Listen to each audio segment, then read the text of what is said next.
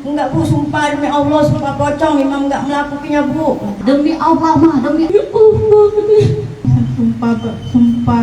Babak baru kasus AA siswi SMP ditemukan meninggal di kuburan Cina, 4 orang tua tersangka membantah anaknya bukan pelaku. Di tengah bergulirnya kasus pembunuhan AA13, seorang siswi SMP di Palembang yang ditemukan tewas di kuburan Cina, keluarga keempat tersangka kini muncul ke publik.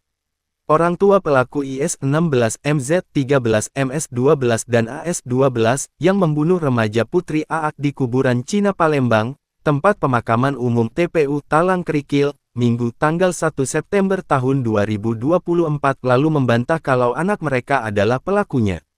Waktu saya besuk pertama kali di kantor polisi saya tanya, "Mam, apa benar kamu melakukan itu?"